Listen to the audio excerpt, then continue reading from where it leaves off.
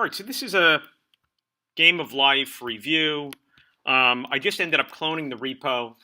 And so if we look, the only cell that is going to be working is this cell.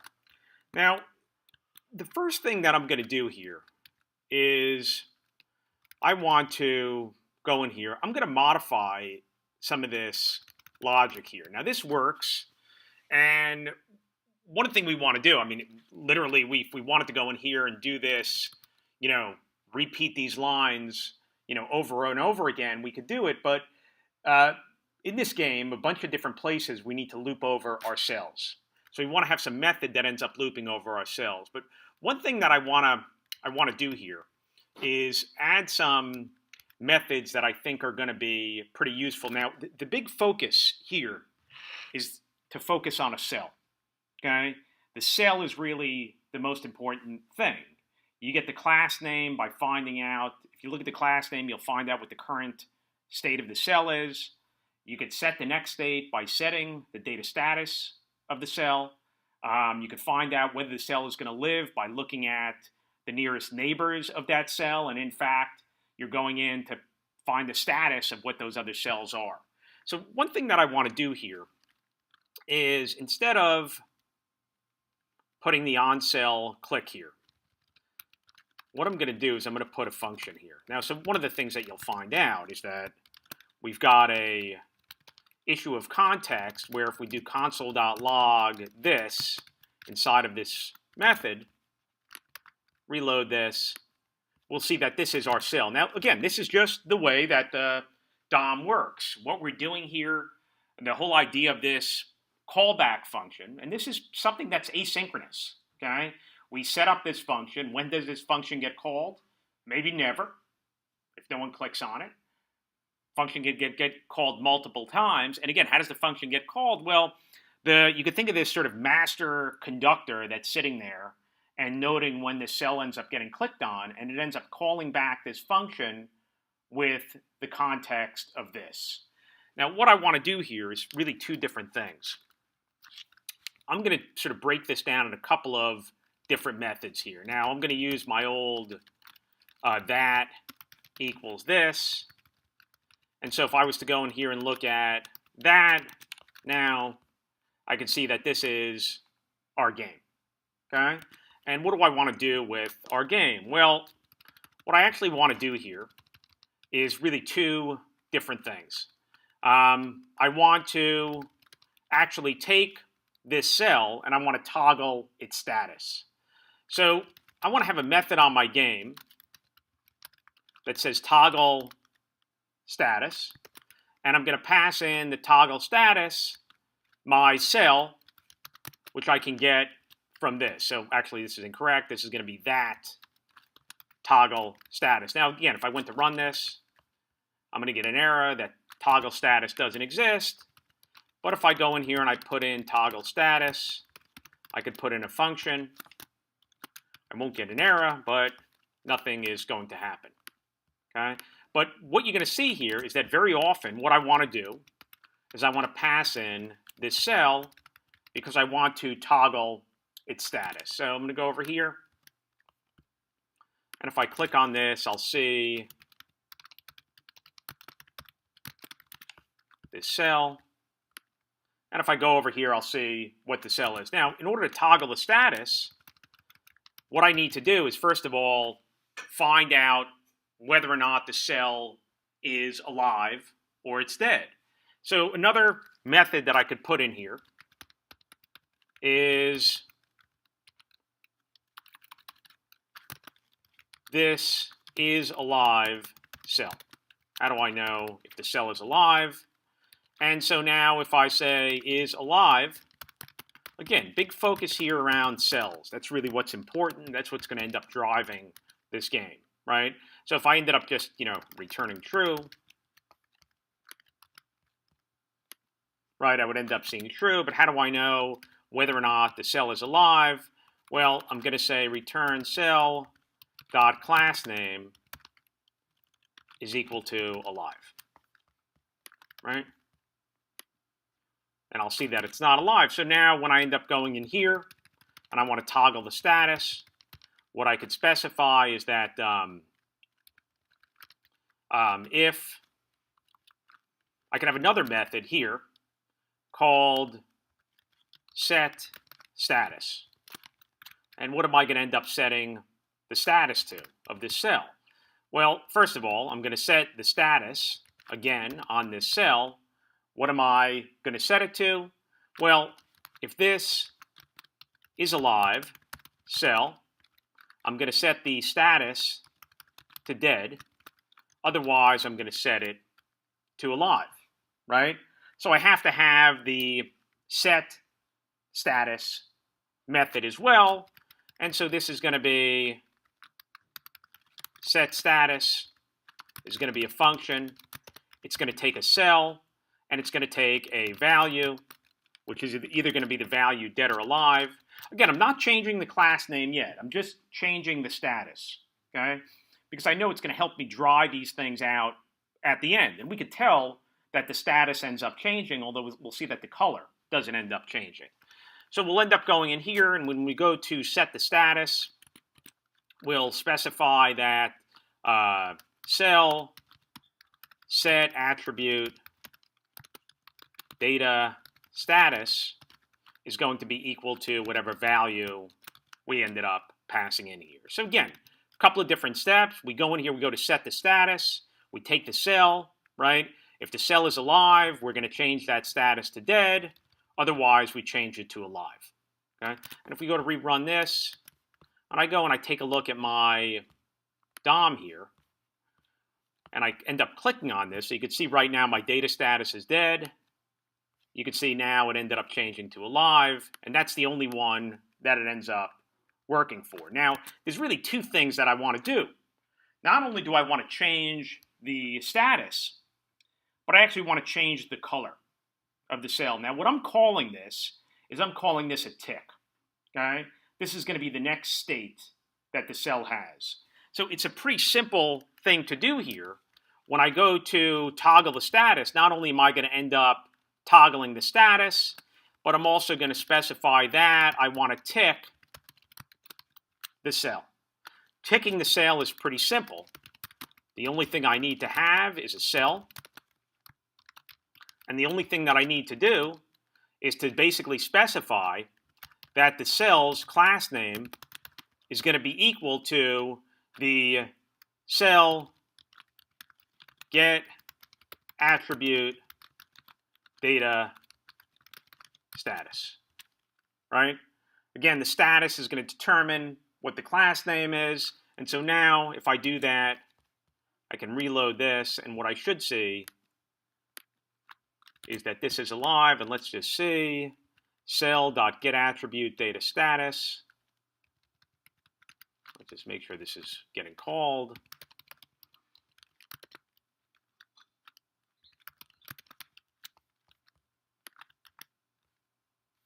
Let's open up the console. Maybe there's an error here. Let's see.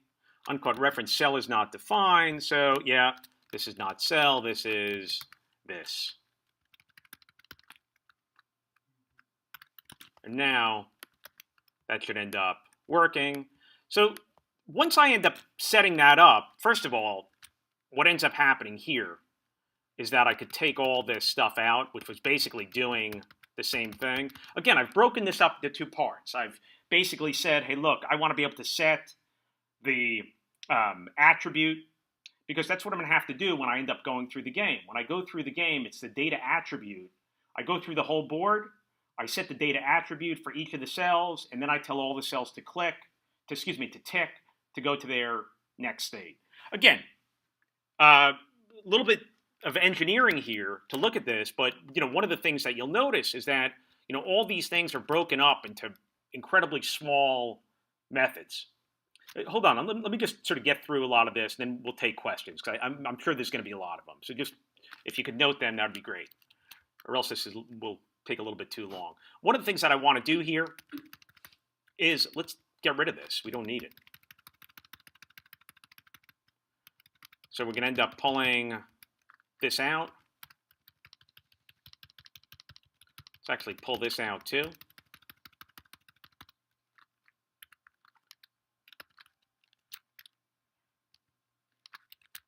Let's just see. This we don't need. This we should need. Let's see if I've broken anything. Something doesn't look right. Nah, I think it just took a second to set up here. So really when we go and we set up the board events, what I really want to do is I want to loop over all of these cells and basically do this callback function. So let's see how that's going to end up working out. I mean, in the end, what I'm really looking to do here is to have some method, this, for each cell. And this is going to be a callback function. I could start out by just doing this. And what I want to do for each cell is call this callback function with a cell. So that's the first thing that I'll end up doing. If I end up going up to the for each cell, what I'm going to do here is I'm passing in this iterator function. If I was to just, let me just pass this, make this a little bit shorter. I'm just going to call it fn. So if I just wanted to do this, I could call fn and say hello, just to see that that's getting called. And let's see, for each cell, console.log cell. And I should just see the word hello, okay? Just to see that that callback function is getting called. And what I really want to do is do a for, and I'm going to do I, and this is going to be I equals 0, I less than this dot with I plus plus, and we're going to do a j, and j is going to be the height. So we'll go over here, this dot height, and this is going to be j plus plus. And again, you could, to start out doing this, you could do just call the function with I plus a dash. You mean j minus, or j is less than the second? Oh, thank you. Might have been an infinite loop there. So here I've got I equals 0, I less than this dot width, j equals 0, j less than this dot height, j dot plus, and I'm calling this callback function. So you could see all these numbers. Now, one of the problems that I'm going to end up running into here is that if I go into this callback function and I say console.log this, I'll find out that I've sort of lost my context there. And it's fairly simple. I'm passing this function in. It's just you can think of it as just being this naked function. It really has no context that's associated with it when I end up calling it. If I want to make sure that I'm hanging on to my game of life, what I could end up doing here is instead of calling this function, don't forget within here, if I look at this, let me actually not even do this. Okay, if I look at this, within here, this is my function. But again, if I just call this naked function, there's no reason that it's got any context to it. As long as I end up controlling the context, I can modify that. And what I could do is I could call this function, and I could end up binding it to this, and then I could call it. What I do when I use bind is I'm controlling the context. So before it was just this naked function with no context, and I'm saying, hey, look, when this is called, if anyone refers to this within this function, I want the context to be whatever this is right here. This right here is my game of life, and now I've got my game of life within this context, and now what I should see here is that this should loop. Thank you. And if I do this, what I should find is that I have the context that I'm looking for. And now what I could do here is basically mimic what these things are. Actually, one more thing that I want to do is that this is I and j, so I'm going to do document get element by ID, and I'm going to get it according to these values, and let's just make sure that that works. So I should see a bunch of DOM elements that end up showing up here, and what I'm going to do here is that instead of doing this, I'm going to go in and I'm going to take this code that I had here.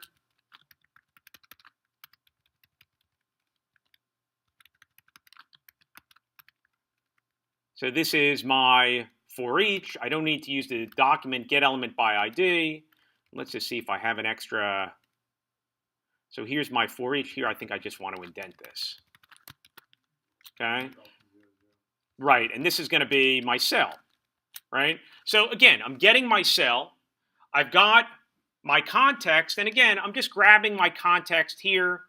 So again, my event listener here is my actual cell, and I just want to grab that context. So fair amount of context switching that's going on there, but that's something that's not all that uncommon, and something that if we were using ES6 might make life a little bit easier. But the fact is that this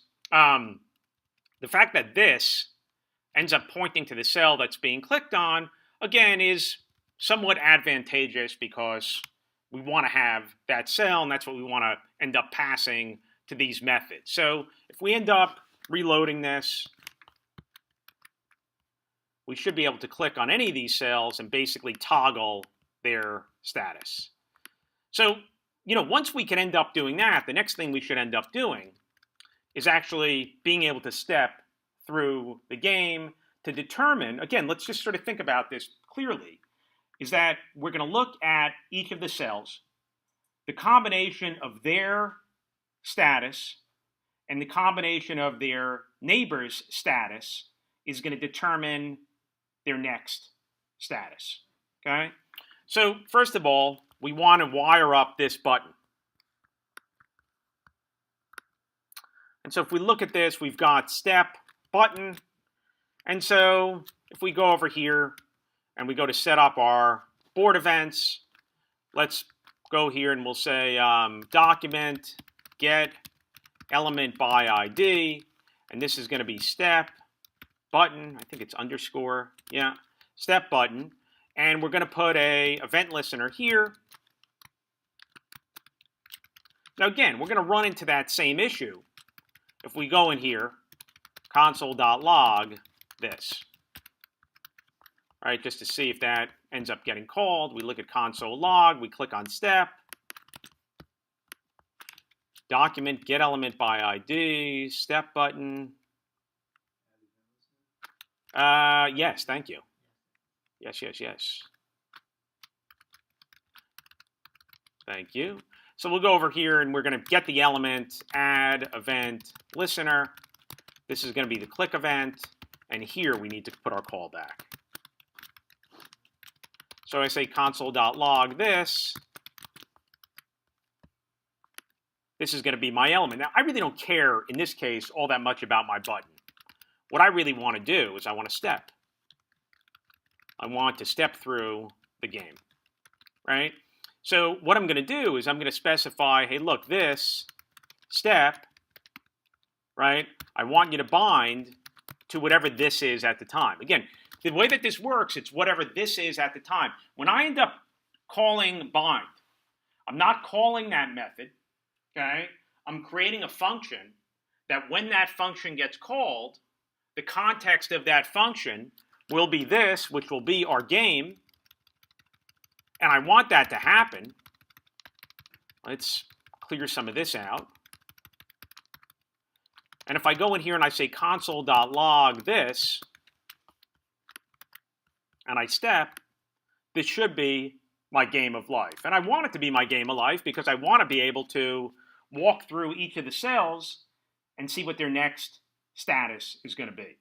So I'm going to do another for each, right? I'm going to specify this for each cell. Here's a function, right? I'm going to get my cell back. And again, it's nice because, as we've seen before, our context within this callback is going to be our game of life, and that's good because we want to be able to use our game of life methods. Again, everything is sort of centered around the cell. And if I go and do this just to make sure that this is getting called, I could say console.log cell. And if I go over here and I step, I'll see all of my cells. Now, what do I want to do with each of these cells? Well, let's actually start out by going over here and specifying this get nearest neighbors for the cell. I'll go over here just for the moment. I'll set this as neighbors, and we'll do console.log neighbors.length, right? Because we're going to want to make sure that we can end up finding all the nearest neighbors to that cell. A quick check would be if we're up in the corner, we're only going to have 3 nearest neighbors. So we want to have some method that's going to end up getting us our nearest neighbors. Again, if I went to run this, this is going to break because I don't have this method, get nearest neighbors. So how are we going to end up getting the nearest neighbors? So let's go over here and we'll specify get nearest neighbors. And this is going to be a function. Again, it's going to revolve around a cell. And let's actually just, I'm going to comment this out here. And let's actually just take a look at that cell. And we'll specify parts equals cell dot split. And we'll say cell get attribute ID. We could probably just say cell ID, and that would be fine too. But we're going to take the ID. We're going to end up cell, actually, I got a little reversed. We'll say parts equals cell get attribute ID, and we're going to split it at the dash, right? We'll say console.log parts. So when we end up doing that, we look at the nearest neighbors, we'll see basically telling us where it is on the grid. Notice we've got strings here. I don't want strings. Okay, so I'm going to specify my x value is going to be parts 0, and I want to coerce this into a number. I'm just going to multiply it by 1, and I'll say y equals parts 1, and I'm going to coerce it, and I'll just say console.log x and y, and this should now show me that these are numbers. So if I go to step, I'll see that I now have numbers. Now, what I want to do is that I want to loop to the, I want to get a square around the cell. So what I'm going to do here is I'm going to create an array of neighbors. And I'm going to do a for loop. And what am I going to go from? I'm going to go for var I equals x minus 1. As long as I is less than x plus 1, I plus plus. And I'm going to basically do the same thing. And then I'm going to do the same thing with y. And this is going to be j. And this is going to be j plus plus. And just to sort of get this going, right, if we ended up saying neighbors dot push, just for the sake of argument, I'll go to push the array of, I and j. Less than x plus 2 and y plus 2? No, I don't think so. No, because the way you have it, you won't get your right side. Your right side, your left side are equal to. Yeah, or you can do less than or equal to. Oh, that's okay. Thank you.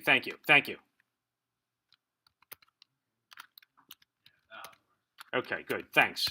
So if I end up doing this, right, and then I end up looping over this, what I should see here is that if I end up returning neighbors, now again, these aren't cells, but if I went ahead and did this, right, this is not going to be right. This should be 9 for everybody, right? Which is not going to be good. Right, I got 144 values of 9. That's not really what I'm looking for. What I'm looking to do is to basically say, well, the cell that I have here is document get element by ID, and here I'm going to specify that I have my I plus a dash plus a j, And I'll specify that if, in fact, I have a cell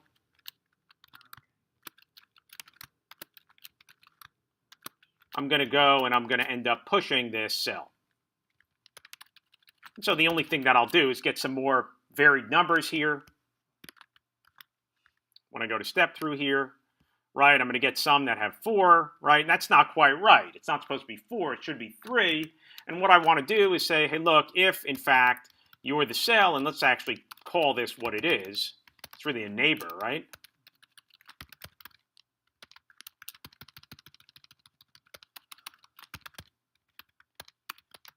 And in fact, if we end up having a neighbor and neighbor is not equal to, it's not the same exact object as the cell that was passed in, then we're looking at the neighbors and we should, instead of seeing 9s, we should instead see some 8s and 3s and 5s and so on, okay? So now these are getting our nearest neighbors, okay? That's good. So let's actually modify this a little bit, and let's specify, instead of just getting the nearest neighbors, let's get the alive neighbors, because that's going to determine what the next step is going to be. So let's specify here, get nearest neighbors. We'll specify get nearest alive neighbors for each of these cells. Again, when we first do this, these should all be 0, but we should be able to modify that. So again, this doesn't exist. We'll get an error, but we'll go up here and we'll say get alive neighbors. This is going to get past the cell. And we'll go over here and we will first get our neighbors. And we could go over here and we could specify that is equal to this, get neighbors of the cell. And for our alive members, we could use our reduce function, right? Because now we're basically going to want to turn this into a number. And so we're going to return neighbors. We're going to reduce. So what are we going to reduce? We're going to pass in a function. I always call this first parameter memo. And let's call this what it is. This is going to be a neighbor. Now, before we end up doing that, I want to tell you that if you end up using reduce, you'll find out that the context inside of reduce is going to be lost. So if I was to just go over here and say console.log this, get nearest alive neighbors, get, let's call it alive neighbors, right?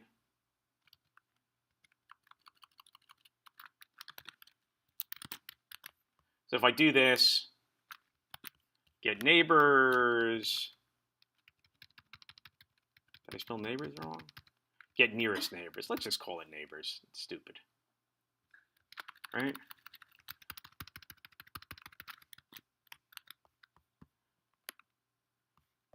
Cannot read property length of undefined. So neighbors, this get neighbors cell. Let's just see what I'm looking at here. Oh yeah, because I'm not returning anything from this method. But if we went and we ended up calling this, and I specified neighbors.reduce function memo neighbor, and I'm going to start off with a count of 0. If I do console.log this inside of here, I'm going to see that it's my window object. So I'm going to use that same trick. Nothing wrong with this. Say that equals this. And now if I went to run this. Thank you. Testing if you're listening. All right. So we'll do this. And so now we're back to my object. And now I can go in here and just specify, hey, look, if this is alive neighbor. Yeah, thank you. If that is alive neighbor, I'm going to say memo ++ return memo. Again, if you wanted to do this with a for loop, you could, but it's nice that you have this reduce method. This is kind of what it's for. We're basically reducing this array of neighbors to get a count of who's alive next to the neighbor. So now if I do this, and I go back here, and I go down here, and my alive neighbors, console.log, neighbors.length, I should see a bunch of zeros. Undefined, and let's just make sure, returning my memo, which is starting at 0. This get alive neighbor cell. So it looks sort of right. Neighbors.length. You're returning a number, not an array. Thank you, thank you. So let's actually call this what it is. Let's call this count. And so this is going to be count. And if we do this and we step, we'll see a bunch of zeros. But if I was to go in here and do this and I step, I'll see that that's going to change a little bit. Okay? So now what do we want to do? We want to basically determine the next state for each of these. So let's specify a couple things. We have our count, and we'll look at what the current state is. So we'll specify, if this is alive cell, under what conditions does the cell end up dying? Okay. Well, if we're alive, we're going to specify that this, and we'll call this next status. And we'll say if the cell is alive, I could actually do this in one line, and the count, what is it, less than 2, right? If it's, right, or less than 2, or count is greater than 3, right? So if that's the case, we'll specify that the next status, yeah, thank you. This will determine that the next status is going to be dead, right? Otherwise, or we could just put another if statement here, right? If not, this is alive cell. We only have one condition, and what is it? The count is 3? Count equal to 3. Okay.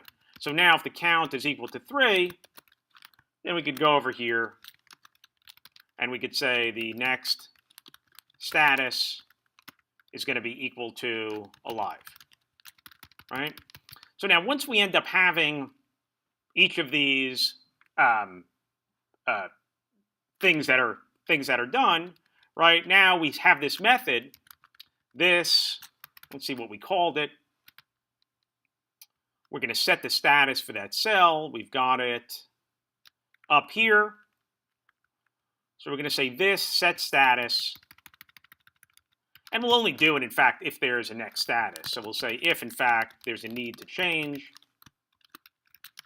If there, in fact, is a next status, we'll say this dot set status of this cell to the next status. Okay? Now, when all of this is done, all the statuses are set, we've looped through all of these, then what we could do is simply update the screen by going in here and doing another for each. Thank you. I want to see who's paying attention. So we go over here and we could say this tick cell. Right? So what this should do, it should end up taking us to the next state of the game. See if that works. Shouldn't see any change happen here, but if we put one guy here, we should see that guy goes away. If we do this, we should see that that ends up turning blue. So now we have the ability to go in and step through the game. And let's just sort of finish this off by doing a couple of different things here. Might as well set the clear. The clear is a very easy one to set. I should click that. Everything should end up going away. And what we can do here in order to set that, I mean, this is the meat of the game at this point is done. But we've got a step button. Let's also do a clear button. And we'll say step.bind, clear.bind. This is a real simple one. That when we actually go to clear, right, these are all the sort of board events here. Put it over here. And we go to clear. We don't have to pass anything into this. We've got our correct context. And we'll say this for each cell.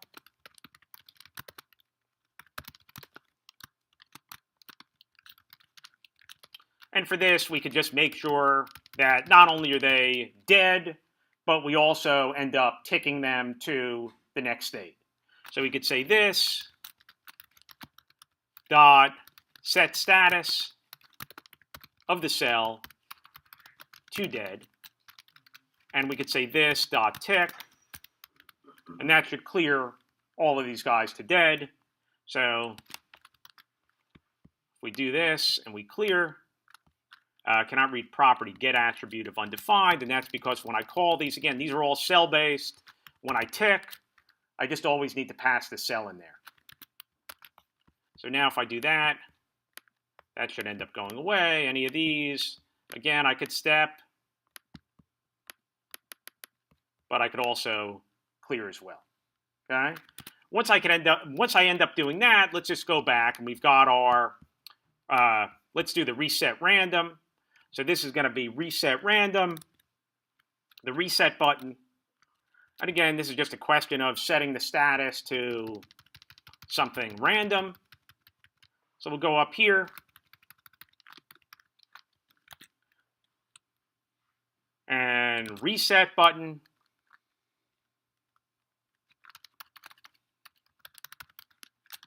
And we'll call this reset. And we'll just go over here to our clear method. And just for the sake of time, we'll call this reset. And we'll go over here and we'll say for each cell, what are we going to set the status to? And I'm just going to use a math.round, math.random. So random gives me a number between 0 and 1. Round will round it up to 0 and 1. So that a 0 or a 1 evaluates to either true or false here. So if it's a 0, I'll end up setting this to dead. Otherwise, I'll set it to alive. And then I'll tick it, so not only am I setting the status, but I'm also moving to the next state, right? I'm basically just resetting the board.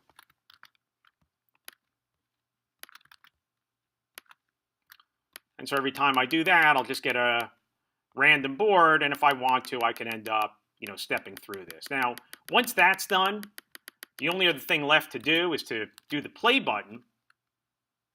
And let's take a look at that. That's a little bit more complicated. Notice up here, we've got this step interval, which is null. So one of the things that you could do with your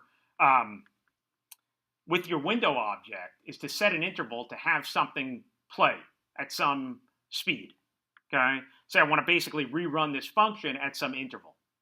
And you also have the ability to turn it off because when you end up setting the interval, you end up getting an ID back, and you could end up clearing the interval.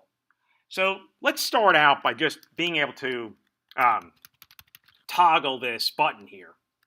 Because when we click on, we want to be able to click on play, and we want to be able to click on stop as well, right, once it's playing. So this is going to be probably the button play button. And so we'll go over here, and this is going to be our play button. So this, I'm actually going to need the button itself. So what I'm going to end up doing here is put in a callback function. And I'm going to do, say, console.log this, just so I can see my play button.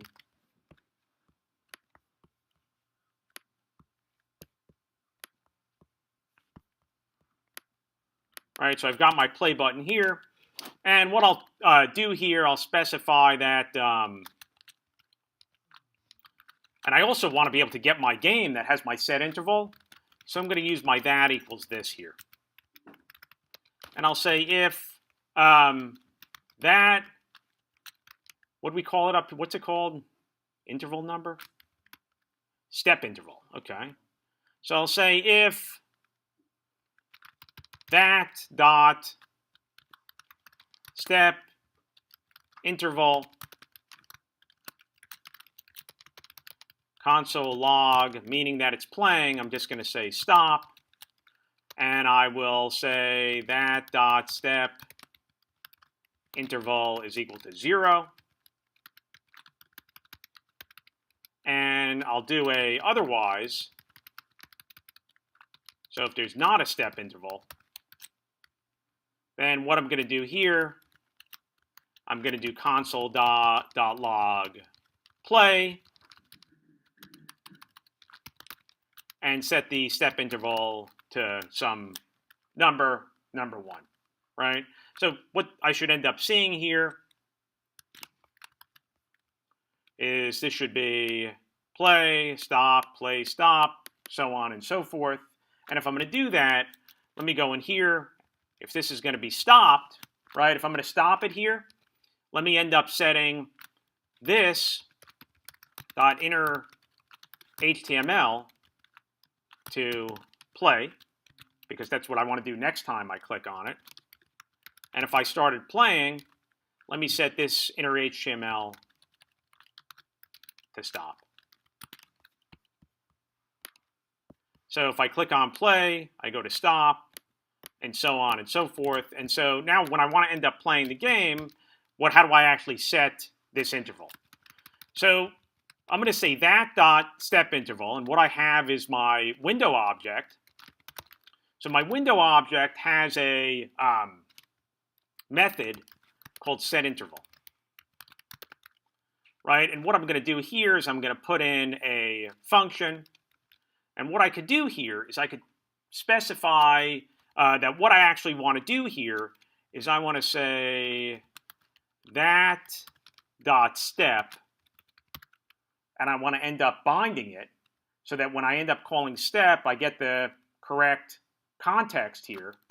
So I'm going to say that dot step dot bind, and I'm going to actually bind to that. And how often do I want to do it? Let's say every 250, every quarter of a second, right? So this should end up giving me the step interval that should end up playing it. Let's just see if that works. So what this should do is that this works, and I reset random, and I play. It should go through and start playing it. Eventually, it'll end up getting to some equilibrium.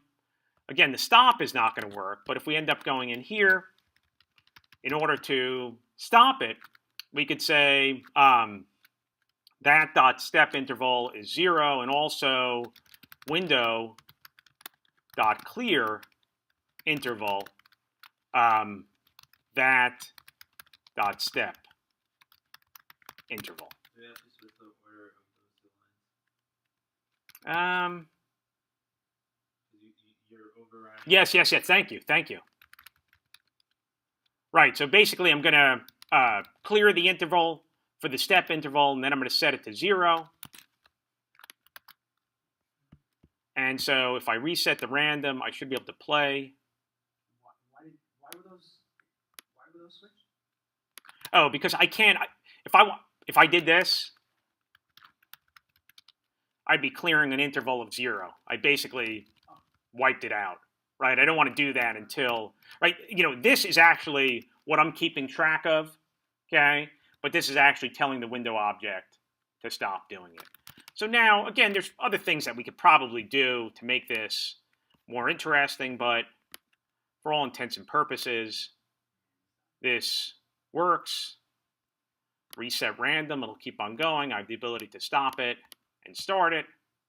I could clear it, reset it, stop it, and it works. Let me actually just get rid of this console log that's here that I don't need. Let's just take a quick look at, if I look at this game of life, let's just see if we compare git.diff. So a lot of stuff ended up coming out. Fair amount of stuff went in, but I think one thing that you'll sort of see here is that there's very little duplication of code. So this work at the beginning that seemed a little bit weird really made our life a lot easier for us. We don't have to keep on saying, how do I know that that cell is alive, right? Because we have this is alive method. And again, this gives us the ability, if we wanted to call this, instead of calling it data status, we wanted to call it something else. Yeah, sure, we might have to change it in a couple of places, but we're not using it in 50 places. We're using it in about 2 places. If we wanted to change these classes from dead and alive to something else, yeah, we have it in a few places, but it's not really in a ton of them. So again, the big takeaway here is, I think, is focusing on the cell and also being aware of really what the context is. I think those are the 2 things. Let me pause this.